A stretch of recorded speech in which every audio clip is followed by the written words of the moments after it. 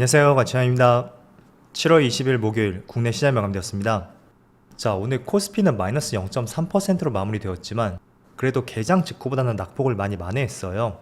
그래서 물론 파란불로 마무리되었지만 저는 나쁘지 않은 흐름이었다고 생각이 되고요. 그리고 코스닥은 코스닥은 오히려 0.8%의 상승과 함께 굉장히 또 좋은 흐름이 나왔습니다. 그리고 코스피 상위 종목들을 보면 오늘은 전체적인 종목들이 모두 파란불이 많이 보이는 것 같아요. 하지만 몇몇 종목을 제외하고 대부분 1% 내외로 낙폭이 나온 만큼 크게 빠지진 않았다고 생각이 되고요. 그리고 코스닥은 2차전지 소재 쪽, 이쪽이 다소 부진한 흐름이 나왔었고요. 그 외에는 대부분의 종목들의 큰 상승이 나왔습니다. 포스코 DX가 다시 한번 16%의 급등이 나왔죠. 이어서 코스피의 수급을 보면 오늘은 모처럼 외국인의 순매수가 들어왔고요. 반대로 기관은 지금 4거래일 연속으로 계속해서 매도 물량이 나오고 있습니다. 그리고 거래 대금도 오늘은 10조 원을 하회했네요. 이어서 코스닥은 오늘 외국인의 순매도가 있었고 기관하고 개인의 순매수가 들어왔습니다. 물론 규모 자체는 크지 않았었고요. 오늘까지 지금 8거래 연속으로 연속적인 상승이 나오고 있습니다. 그리고 삼성전자, 오늘 외국인의 소폭의 순매도가 있었고 기관도 3일 연속으로 순매도가 나오고 있네요. 그리고 SK하이닉스는 오늘은 기관과 외국인의 큰 움직임은 없었고요. 그리고 삼성 SDI는 오늘은 기관과 외국인의 양매도가 나왔습니다. 이어서 에코프로, 이 종목은 오늘 외국인의 많은 순매도가 나왔어요. 어쨌든 코스피 종목 쪽은 대형주 중심으로 비교적 외국인의 순매도가 나왔다고 생각이 되고요. 하지만 그렇다고 크게 밀린 것은 아니니까 내일의 시장 흐름을 같이 한번 지켜봐요. 이어서 주체별 매매 동향에 대해서 살펴보도록 하겠습니다. 7월 20일 외국인이 가장 많이 매수한 종목은 HMM, 네이버, SK하이테크놀로지, 삼성전자 우선주, 포스코 인터내셔널. 모처럼 HMM을 가장 많이 매수했고 네이버도 오랜만에 포함이 되어 있네요. 그리고 기관의 S-오일, 메리츠 금융지주, SM, SK하이닉스, 하이브. 기관도 맨율로 S-오일을 가장 많이 매수했어요. 이어서 해외 증시를 볼게요. 어제 미국 증시가 다시 한번 신고가를 경신했어요. 나스닥은 전날과 동일하게 마무리되었지만 그래도 장중에는 0.6%까지 상승폭을 확대했었고, 그리고 S&P 500도 0.2%의 상승과 함께 오늘 신고가를 경신했습니다.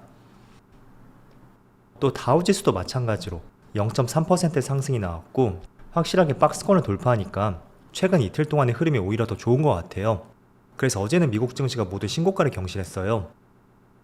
반대로 반도체 지수만 어제 1%의 낙폭이 나왔고 그래서인지 오늘 국내 증시도 보면 대체적으로 하이닉스와 삼성전자의 흐름이 둔화된 것 같아요.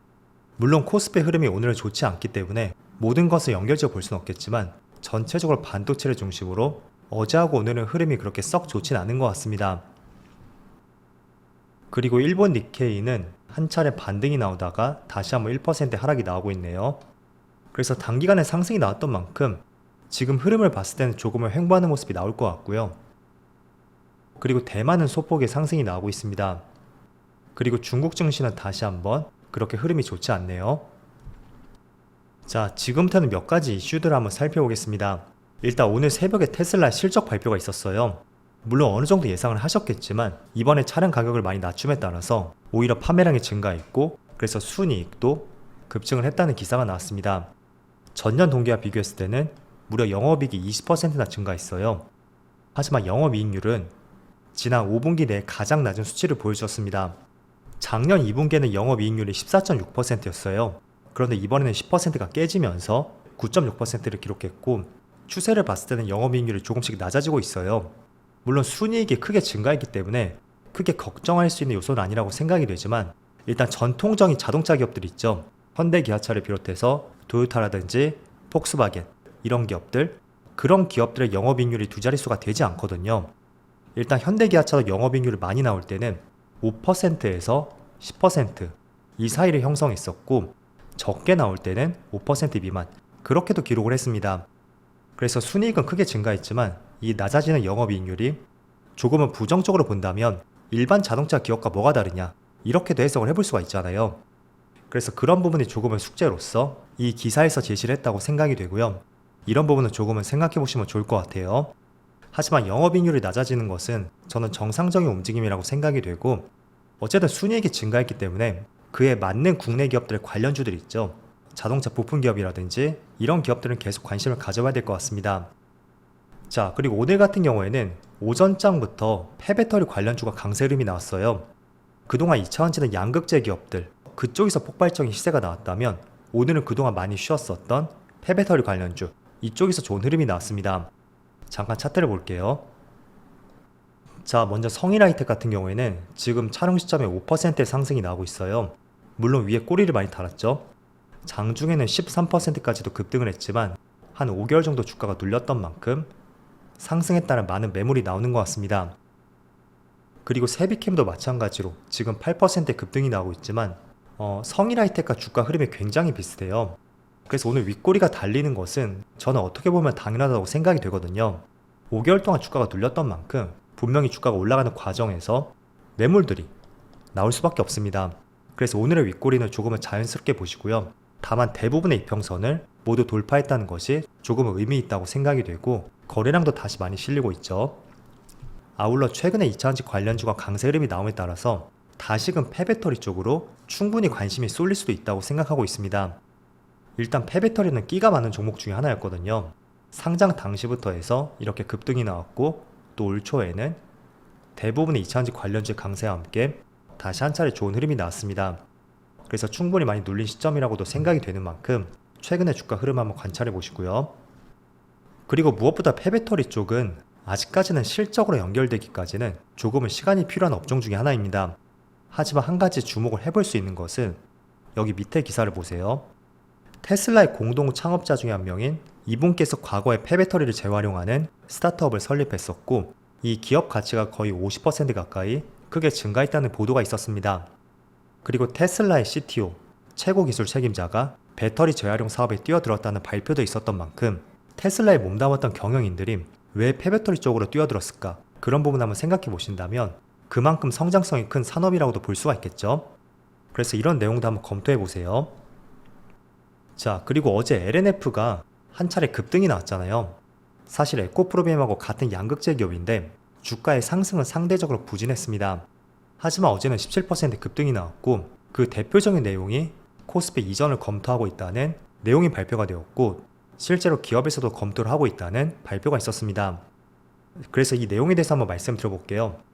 자, 일단은 코스피로 이전하는 것이 정말로 도움이 될까? 이런 생각을 한번 해볼 수가 있겠죠. 자, 과거에 2010년에서 2023년 3월까지 코스닥에서 코스피로 이전한 기업들을 살펴보면 전체 11개의 기업이 있었거든요. 여기는 9개만 나와 있네요. 하지만 그 중에서 4개만이 지금 주가의 상승이 나왔고, 나머지는 오히려 주가가 더 떨어졌습니다. 그래서 확률적으로 본다면 오히려 하락할 가능성이 있다고 생각이 되고요. 그렇지만 조금은 다르게 볼 수 있는 것은 업종의 특성이라는 것이죠. 여기 하락한 종목들을 보면 식품회사도 있고, 또 제약회사라든지 게임회사, 이런 기업들이 포함이 되어 있다면 상승한 종목 중에서 포스코 퓨처엠을 보면 이쪽은 2차전지 기업이거든요. 그래서 단순하게 확률적인 측면만 보면 주가가 오히려 떨어진 종목들이 많았다, 이렇게 볼 수가 있겠지만 산업의 특성, 업종의 특성을 봤을 때는 오히려 포스코 퓨처엠처럼 실제로 이전할 경우에는 주가의 호재로 작용되지 않을까, 저는 이렇게 판단하고 있습니다. 왜냐하면 코스피로 이전이 된다면 또 코스피 200에 편입이 될 것이고요. 그럼 코스피 200을 추종하는 펀드 자금들, 그 패시브 자금들이 유입될 가능성이 상당히 높아요.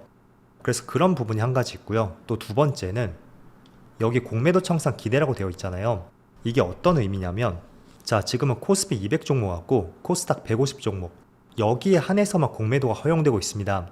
그런데 LNF가 코스피를 이전하게 되면 물론 공매도를 한 물량은 갚지 않고 유지를 할 수가 있어요. 하지만 코스피 200에 편입되기 전까지는 그 기간 내에서는 공매도를 할 수가 없습니다. 자, 그렇게 되면 공매도 세력들이 빌린 주식에 대한 이자를 계속 낼 것이고요. 그 기간이 얼마나 소요될지를 모르거든요. 그래서 오히려 코스피로 이전이 확정이 된다면 그 공매도 세력들이 불확실한 기간을 피하기 위해서 공매도를 청산할 것이고, 이게 쇼커버링을 이어지면서 주가의 상승이 나오지 않을까, 그런 기대감을 갖고 있는 것 같아요. 그래서 공매도 청산에 대한 기대감, 이렇게 기사의 타이틀을 실렸다고 보시면 되고요. 어찌됐던 간에 일단 이전 상장은 저는 호재라고 생각이 되고, 정말로 확정이 된다면 단기간에는 매물이 나올 가능성도 있을 거예요. 여기 제가 말씀드렸던 이 내용 같은 경우에는 조금은 장기적으로 나타나는 흐름이니까 약간은 구분해서 보시고요. LNF 측에서 한 달 뒤에 다시 재공시를 한다고 했던 만큼 그 사이에는 기대감으로 인해서 주가의 상승을 조금 더 기대해 볼 수 있지 않나 라고 저는 생각을 하고 있습니다. 물론 그렇다고 해서 100% 확실한 것은 아니니까 가능성의 측면으로 한번 보시고요. 그에 따른 대응 계획들, 그런 것들은 필히 세우셔야 됩니다.